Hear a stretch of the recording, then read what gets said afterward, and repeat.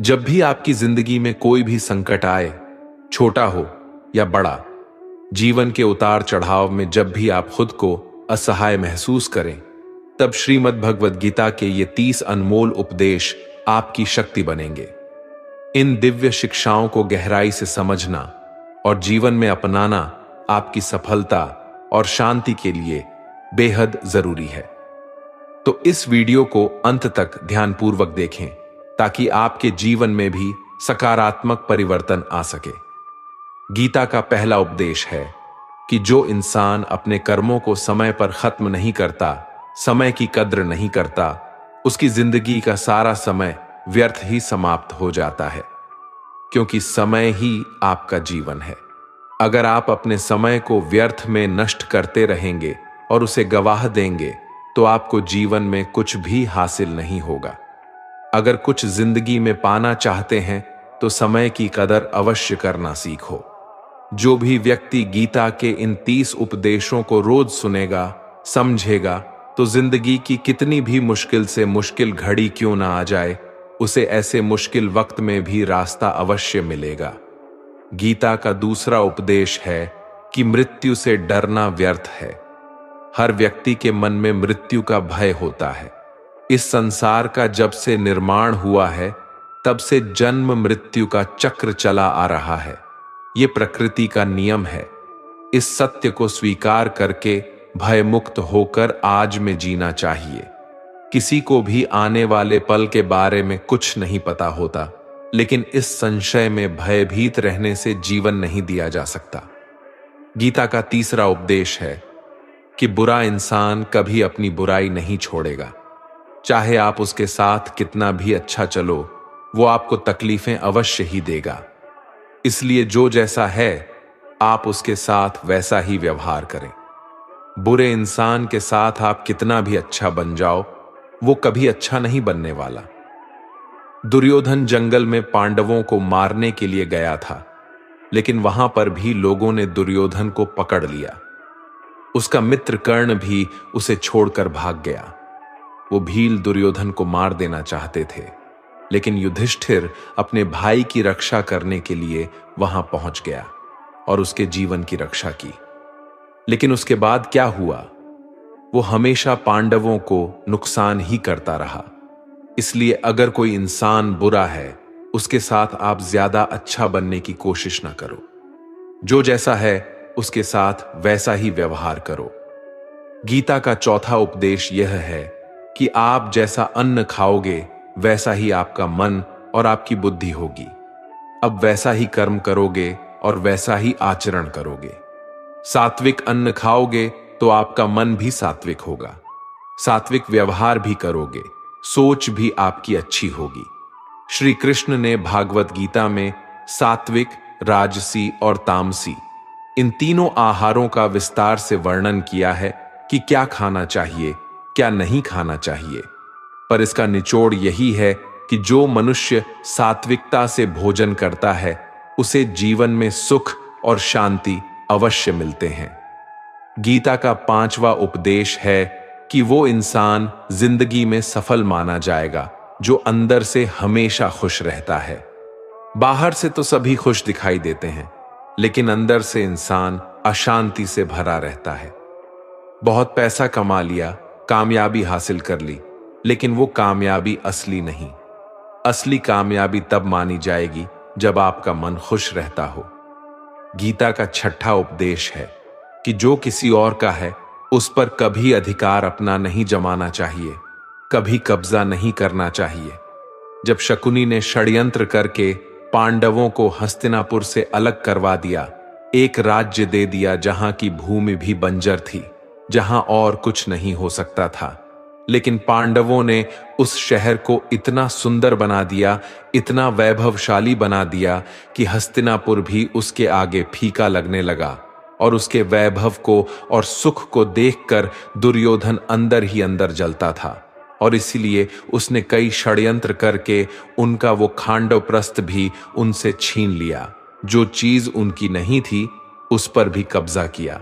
तो उसका आखिर में परिणाम यही हुआ कि जो चीज उनके पास थी वो भी उसके पास नहीं रही, उसे गंवाना पड़ गया।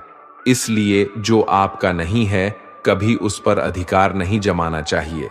गीता का 7वां उपदेश है कि चाहे कितना भी बुरा वक्त आ जाए, लेकिन जो इंसान जिंदगी में कभी हिम्मत नहीं हारता वो सब कुछ हासिल कर सकता है। जब पांडव लोग जुए में सब कुछ हार गए, उनको 12 साल के लिए वनवास मिला और 1 साल के लिए अज्ञातवास। वो भिक्षा मांग के अपनी जिंदगी को पालते थे, भयानक जानवरों के बीच जंगलों में भटकते रहते थे, लेकिन इतना मुश्किल वक्त झेलने के बाद भी आखिर में विजय उन्हीं की हुई, क्योंकि उन्होंने अपने अंदर कभी हिम्मत नहीं खोई। ऐसे ही आपकी जिंदगी में कितना ही मुश्किल वक्त क्यों ना आ जाए, लेकिन आपके अंदर अगर हिम्मत है तो जीत आपकी अवश्य होगी।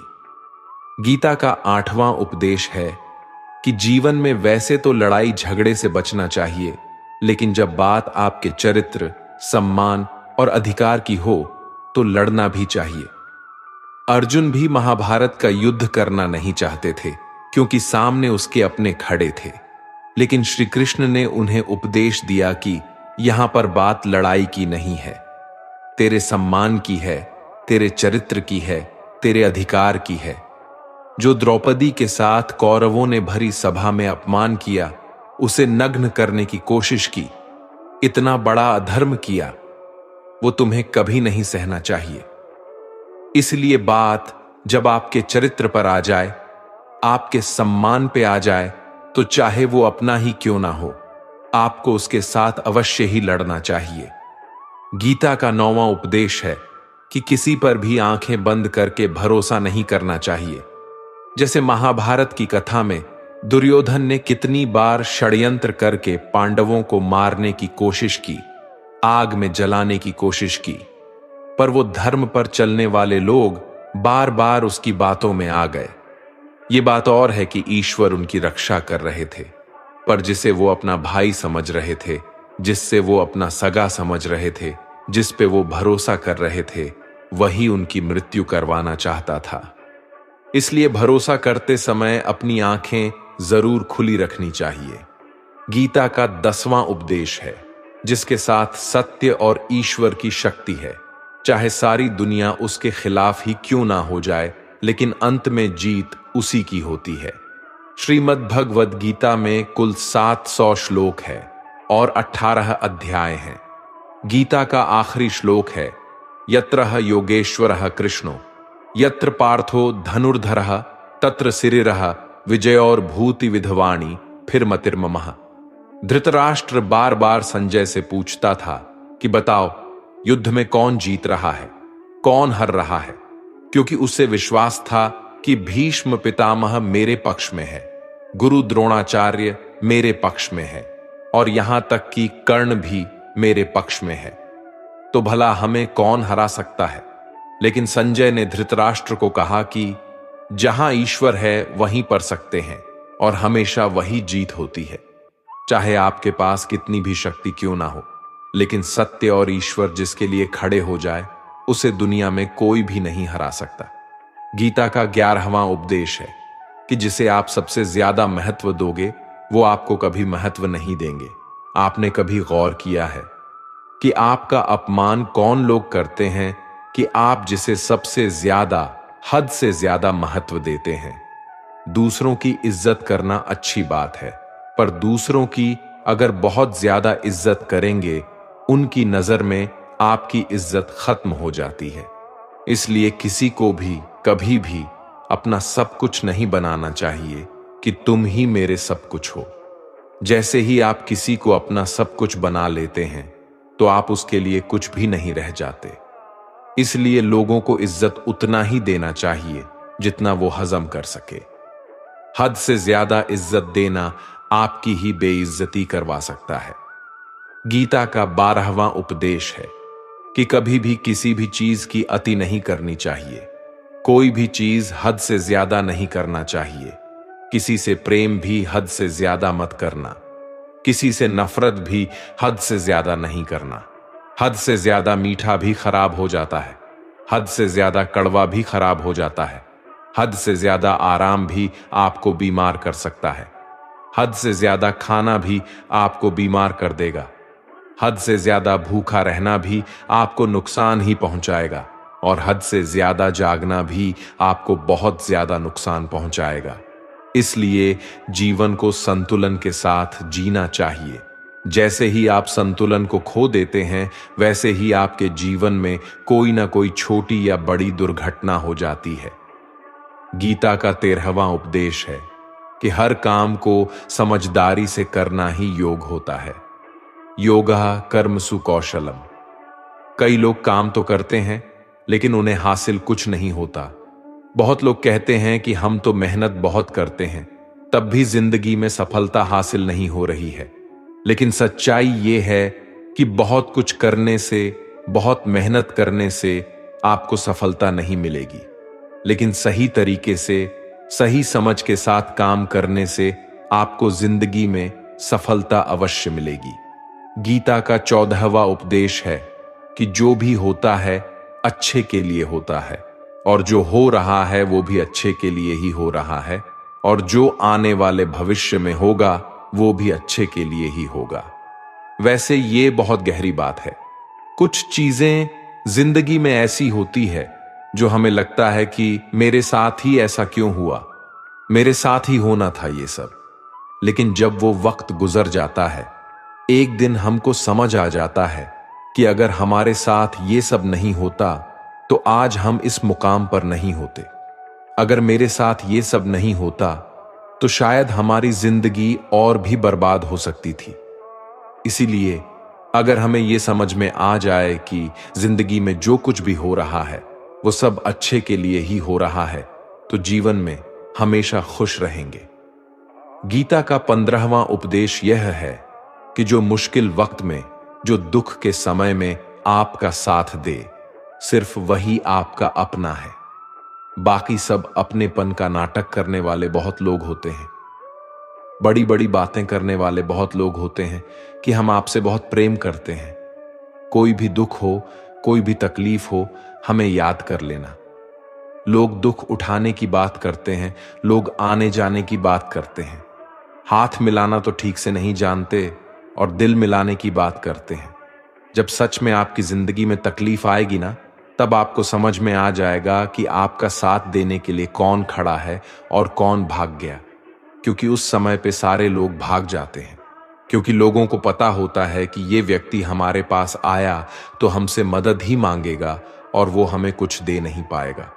लोग आपसे सिर्फ तभी रिश्ता रखते हैं जब आप उन्हें कुछ दे सकते हैं और आपसे उन्हें कुछ फायदा हो सकता है। लेकिन जब लोगों को ये पता चल जाता है, ये समझ में आ जाता है कि उनको आपसे कोई फायदा नहीं होने वाला, बल्कि उनको तो आपकी मदद करनी पड़ेगी, तो वो आपको दूर से ही देखकर भाग जाते हैं। इसलिए जो आपके मुश्किल वक्त में आपके साथ खड़ा हो, सिर्फ वही आपका अपना होता है। बाकी इस दुनिया में सब पराये होते हैं, क्योंकि सिर्फ अपना अपना कह देने से कोई अपना नहीं हो जाता। गीता का 16वां उपदेश है कि चाहे आप किसी की मदद करें या ना करें, लेकिन जानबूझकर कभी किसी का दिल नहीं दुखाना चाहिए। क्योंकि जब आपकी वजह से किसी का दिल दुखता है ना, तो याद रखना आपको भी वही दर्द एक दिन जरूर मिलेगा। लेकिन जब आप किसी का दिल दुखाते हैं तो आपको भले पता ना चलता हो, लेकिन जब कोई भी आपका दिल दुखाता है तब आपको समझ में आ जाता है कि दिल पर चोट लगने की वजह से कितना दर्द होता है। इसलिए चाहे आप किसी की मदद करो या ना करो, लेकिन किसी का दिल कभी भी नहीं दिखाना चाहिए। गीता का 17वां उपदेश यह है कि जिस इंसान को बात बात पर क्रोध आता है, सुख और शांति उसके जीवन में कभी नहीं आ सकते। क्योंकि जो इंसान बहुत ज्यादा क्रोधी होता है, उसके सारे मित्र उसे छोड़कर चले जाते हैं। वो अपने मन में भी दर्द में ही जीता रहता है, तकलीफों में जीता है।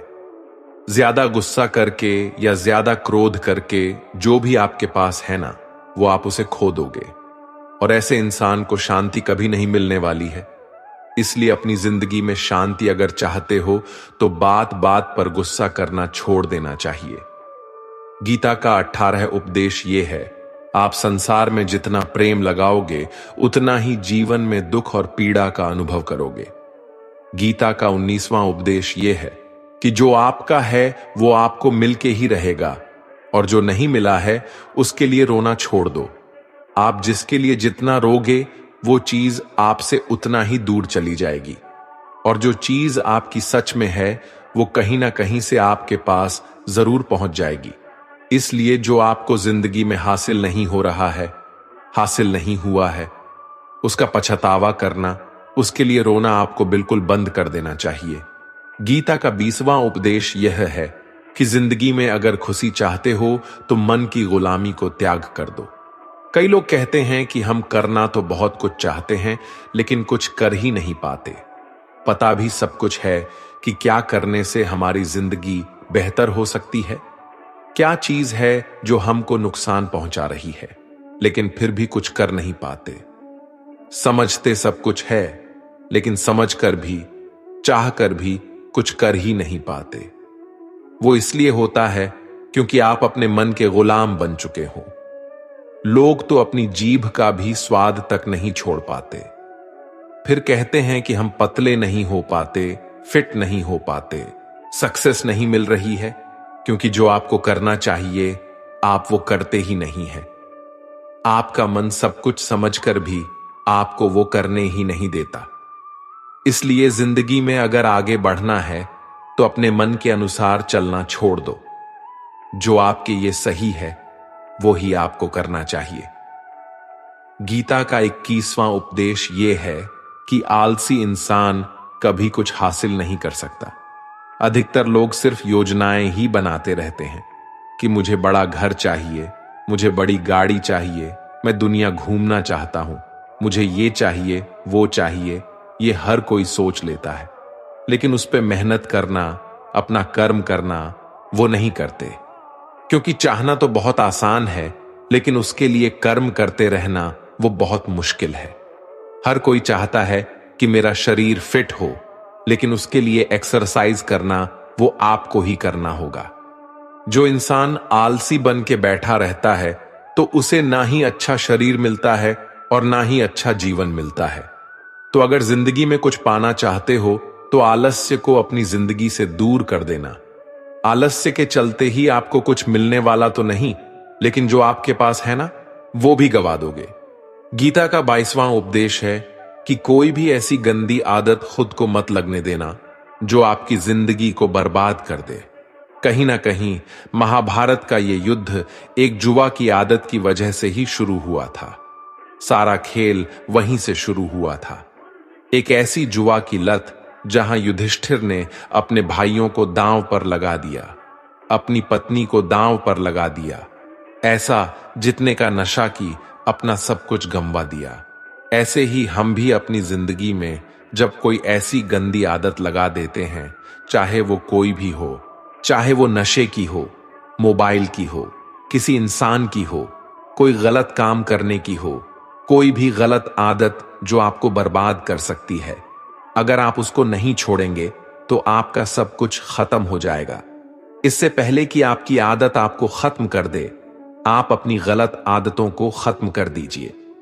गीता का 23वां उपदेश है, जो इंसान अपनी रक्षा खुद नहीं कर सकता उसकी रक्षा भगवान भी नहीं कर सकते। श्री कृष्ण अर्जुन से कहते हैं कि तस्मात् सर्वेषु कालेषु मामनुस्मर युद्ध च, यानी कि हे अर्जुन, तू हर काल में मेरा स्मरण करते रहना और युद्ध भी करते रहना। तो अर्जुन ने श्री कृष्ण से पूछा कि ये युद्ध तो कुछ ही दिनों में समाप्त हो जाएगा, लेकिन आप कह रहे हैं कि तू हमेशा मेरा स्मरण करते रहना और युद्ध करते रहना। हमेशा युद्ध करने का क्या मतलब है? तो श्री कृष्ण ने अर्जुन से कहा कि ये जिंदगी ही रणभूमि है, इस जीवन में सुख दुख आते ही रहेंगे और तुझे उनका डट के मुकाबला करना है। श्री कृष्ण ने यह नहीं कहा कि तू चुप करके बैठ जाना और मैं लड़ाई करूंगा। बहुत गहराई है गीता के ज्ञान में। हमारे जीवन की डोर भी संभाल के ईश्वर बैठे हुए हैं, लेकिन युद्ध हमें ही करना है। ईश्वर को याद करना है कि हे ईश्वर, मुझे शक्ति देना, मुझे समझ देना, मुझे बुद्धि देना, ताकि मैं अपनी जिंदगी की सारी लड़ाइयां जीत सकूं। मैं जिंदगी में सही मार्ग पर चल सकूं। लेकिन आपको अपनी लड़ाई खुद ही लड़नी पड़ती है। जो लोग ये कहते हैं कि हम कुछ नहीं करेंगे, सभी ईश्वर करेंगे, तो कहते हैं कि आलसी इंसान को देखकर तो भगवान भी घबरा जाता है, ये कुछ नहीं करेगा। भगवान ने बुद्धि दी है, समझ दी है। ईश्वर आपको प्रेरणा देते हैं, शक्ति देते हैं, लेकिन आपको अपनी रक्षा स्वयं ही करनी पड़ेगी। गीता का 24वां उपदेश है कि जिंदगी में धोखा अपने ही देते हैं, क्योंकि उनको आपकी कमजोरियों का पता होता है। बाहर वाला आपको धोखा नहीं दे सकता, क्योंकि उसको आपके बारे में पता ही नहीं है कि आपको चोट कहां पहुंचानी है। लेकिन जो आपका अपना है, आपका खास है, उसे बहुत गहराइयों से पता होता है कि इसकी कमजोरी क्या है। ऐसा क्या करें जिससे इसको दर्द पहुंचाया जा सके, जिससे इसको हम नीचा दिखा सकते हैं, इसको चोट पहुंचा सकते हैं। ये कलयुग है, इसमें बाहर वालों से नहीं, जो हमारे अपने हैं ना, उनसे ही सावधान रहना होता है। महाभारत का युद्ध 2 अलग अलग राज्यों में नहीं हुआ था, बल्कि एक ही परिवार के भाइयों में हुआ था। सभी आपस में एक ही वंश के लोग थे। कितनी बार दुर्योधन ने जहर देकर भीम को मारना चाहा। न जाने कितनी बार दुर्योधन ने पांडवों को जान से मारने की कोशिश की। वो उसका कोई पराया नहीं था, बल्कि उसका भाई था। सारी लड़ाइयां घर के अंदर ही होती हैं, बाहर कौन लड़ेगा? हमसे घर में ही सारे झगड़े होते हैं। तो आपको चोट सिर्फ वही लोग पहुंचा सकते हैं जो आपके अपने हैं। आपको धोखा सिर्फ वही लोग दे सकते हैं जो आपके अपने हैं। गीता का 25वां उपदेश यह है कि आप वो मत करो जो सभी करते हैं, बल्कि वो करो जो आपके लिए सही है। स्वधर्मम निधनम श्रेय, भारत धर्मो भयावह। श्री कृष्ण ने अर्जुन से कहा कि एक जो तेरा कर्तव्य है, जो तेरे लिए सही है, जो तुझे करना चाहिए वो कर तू। कभी भी वो काम मत कर जो दुनिया कर रही है। क्योंकि अर्जुन श्री कृष्ण से कहने लगा कि ऐसे भयंकर युद्ध में पढ़ने से अच्छा है कि मैं सन्यासी बन जाऊं। तो श्री कृष्ण ने अर्जुन से कहा कि सन्यासी बनना तेरा कर्म नहीं है, तेरा धर्म नहीं है, क्षत्रिय है तू। कर्म और तेरा धर्म यही है कि तू अधर्म का नाश कर, धर्म की रक्षा कर। ऐसे ही हर इंसान का एक अलग कर्तव्य होता है, एक अलग ही मार्ग होता है। तो कभी भी उस मार्ग पर मत जाना जहां सारी भीड़ जा रही हो। कभी भी वो काम मत करो जो दुनिया करती है, कि आजकल का ये ट्रेंड हो गया है, ये फैशन हो गया है। सब करते हैं इसलिए हम भी कर रहे हैं। सारी भीड़ यही काम कर रही है, इसलिए हम भी कर रहे हैं। अगर आप वो करोगे जो भीड़ कर रही है, तो आप भी उसी भीड़ में कहीं खो जाओगे। लेकिन वही अगर आप वो करोगे जो आपके लिए सही है, जो आपकी प्रतिभा है, तो दुनिया की सारी भीड़ में भी आप सबसे अलग नजर आओगे। गीता का 26वां उपदेश है कि किसी से भी हद से ज्यादा मोह कभी नहीं करना चाहिए। जिससे भी आप सबसे ज्यादा मोह लगाओगे, देखना वो आपको अवश्य रुलाएगा।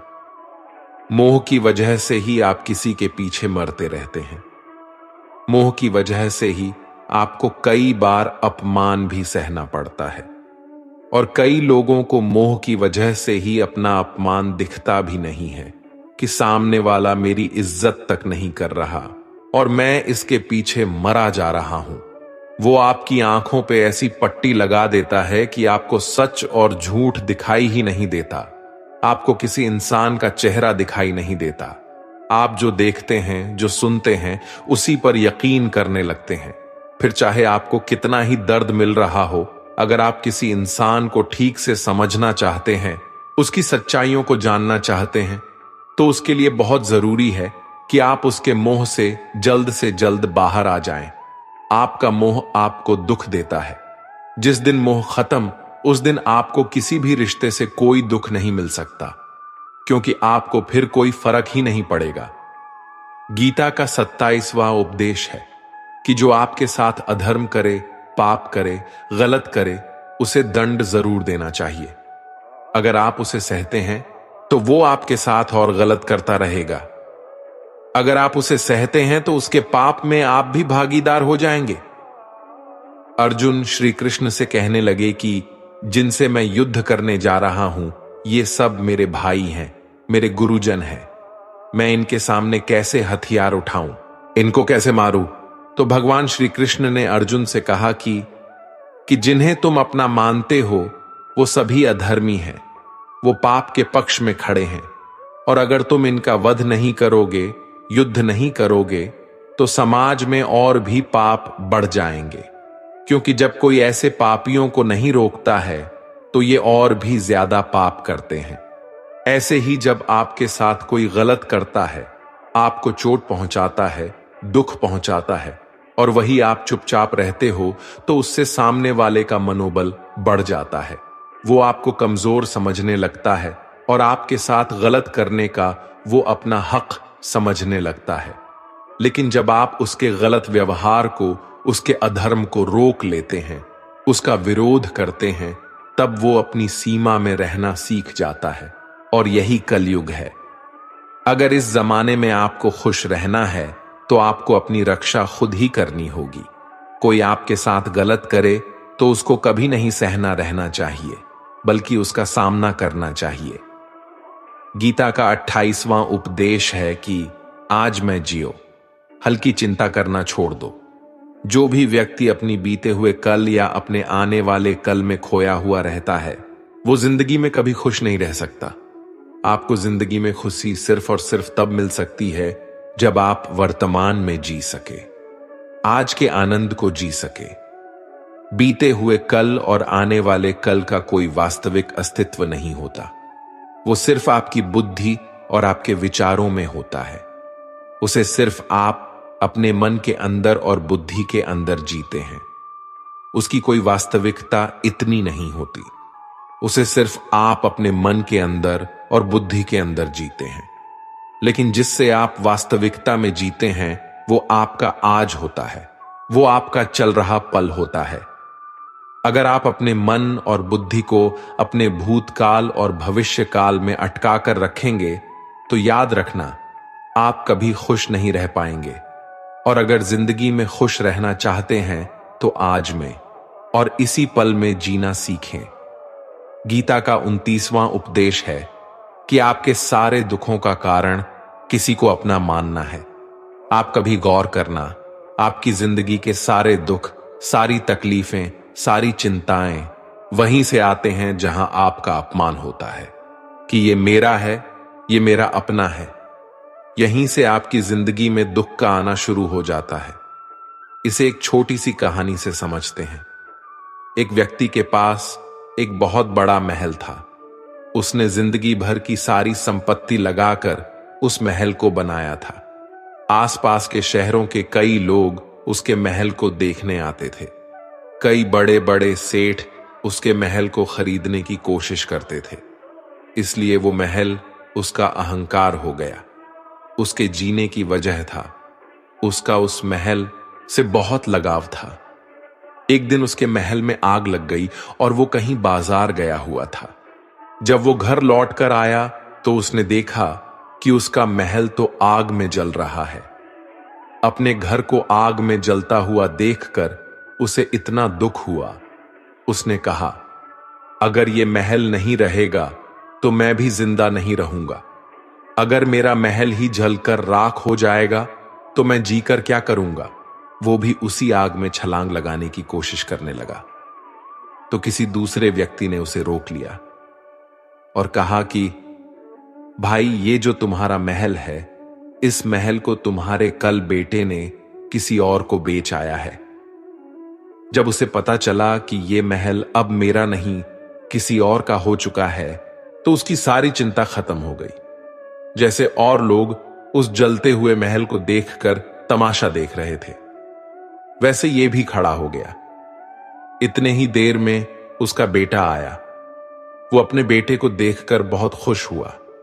उसे आशीर्वाद देने लगा कि तेरे जैसा बेटा तो बहुत भाग्य वाले माता पिता को मिलता है। तुमने तो मेरी जिंदगी बचा ही ली। आज इस घर में आग लग रही थी और तूने कल ही इसका सौदा कर दिया। वो अपने पिताजी से कहने लगा कि पिताजी, इस महल के सौदे के लिए बात तो करने गया था, पर सौदा कभी पक्का हुआ ही नहीं है।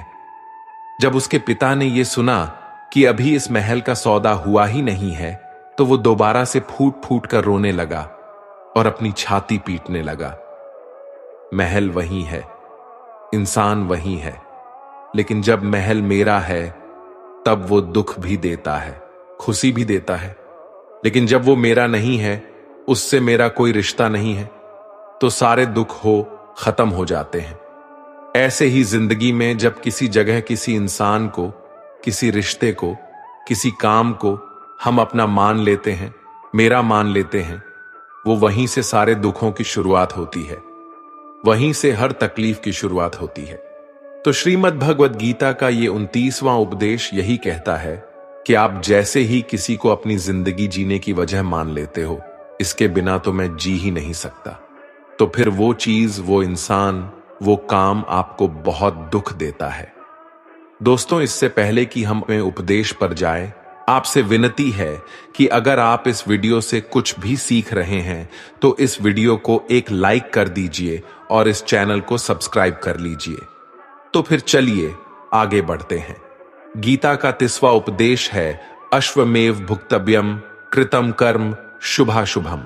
इसका मतलब है कि आपने कोई भी कर्म किया हो, उसका फल आपको जरूर भोगना पड़ेगा। अगर आपने अच्छे कर्म किए हैं तो वो जाने अनजाने में किसी मुश्किल वक्त पे आपको वो अच्छे कर्म उस मुश्किल वक्त से बचा ही लेंगे। अगर आपने गलत कर्म किए हैं, पाप किया है, तो उसकी सजा भी आपको जरूर मिलेगी। तो इंसान कितना ही छुपकर कर्म करे, चाहे वो कितना ही चालाकी से कर्म करे, लेकिन कहते हैं ना, उस परमात्मा के, ईश्वर के चारों तरफ कैमरे लगे हुए हैं। हमारे एक एक कर्म पर वो प्रकृति, वो परमात्मा अपनी दृष्टि बनाए रखते हैं। हमारे एक एक कदम का हिसाब होता है। इसे हम एक कहानी से समझाते हैं। एक गांव में 2 मित्र रहते थे। उन दोनों ने विचार किया, इस गांव में हम धन नहीं कमा पा रहे हैं। वो दोनों धन कमाने के लिए शहर चले गए। कुछ वर्ष वहां रहकर उन्होंने काफी धन कमाया। फिर सोचा कि अब हम अपने घर वापस चलते हैं, और हमने अच्छा खासा धन कमा लिया है। उस समय पे यातायात की इतनी सुविधाएं नहीं होती थीं। वो अपने बैलों पर ही यात्रा कर रहे थे। चलते चलते मार्ग में रात हो गए, तो उन्होंने विचार किया कि आज रात हम यहीं विश्राम करते हैं। एक मित्र ने कहा कि मैं यहां पर रहकर धन की रक्षा करता हूं, तुम बाजार जाकर भोजन की व्यवस्था कर लो। जब वो मित्र बाजार गया तो उसके मन में पाप आ गया। उसने सोचा कि इतना पैसा हमने कमा लिया है, अगर मैं इसको यही जंगल में मार दूं तो सारा पैसा मेरा हो जाएगा, नहीं तो मुझे इसका आधा धन इसको देना पड़ेगा। मन में ये खोट आने पर उसने अपने मित्र के खाने में जहर मिला दिया, और जब वो खाना लेकर के अपने मित्र के पास गया, उसका मित्र वो जहर वाला खाना खाकर वहीं पर उसकी मृत्यु हो गई। वो व्यक्ति सारा धन लेकर के अपने घर वापस आ गया। फिर उसके घर में पुत्र ने जन्म लिया। जब उसका बेटा पैदा हुआ तो वो बहुत ही बीमार रहता था। उसने अपने जीवन में जो कुछ भी धन कमाया था, उसका वो सारा धन अपने बेटे के इलाज में ही खत्म हो गया। बेटा बड़ा होता गया और इसका धन नष्ट होता गया। जब उसका बेटा थोड़ा और बड़ा हो गया तो उसके पिता ने पूछा कि बेटा, तू इतना बीमार क्यों रहता है? तू ठीक क्यों नहीं होता? मैंने अपनी जिंदगी का सब कुछ तुझ पर लगा दिया है, फिर भी तेरी तबीयत ठीक नहीं रहती। तो उसके बेटे ने बोला, कौन सा बेटा और कौन सा पिता? मैं तो तेरा वही मित्र हूं जिसको तूने जंगल में जहर देकर मार दिया था। मैंने अपना वही हिसाब पूरा करने के लिए तेरे पुत्र के रूप में तेरे ही घर में आया हूं। अब मेरा तेरा हिसाब बराबर। अब मेरा जीवन यहीं समाप्त होता है। तो गीता का उपदेश हमें यही सिखाता है। कोई अपने आप को कितना भी चालबाज समझता हो, होशियार समझता हो, लेकिन अगर उसने गलत कर्म किया है, चाहे आज नहीं तो कल उसे उसका फल भोगना ही पड़ता है। कोई भी व्यक्ति अपने किए हुए कर्म से बिना उसको भोगे कभी छूट नहीं सकता। दोस्तों, अगर आपने इस वीडियो से कुछ भी सीखा हो तो इस वीडियो को एक लाइक कर दीजिए और कमेंट में जय श्री राधे कृष्णा अवश्य लिखिए। और इस चैनल पर नए हैं तो चैनल को सब्सक्राइब करके नोटिफिकेशन बेल आइकॉन को ऑल पर सेलेक्ट कर लीजिए। धन्यवाद। जय श्री कृष्णा।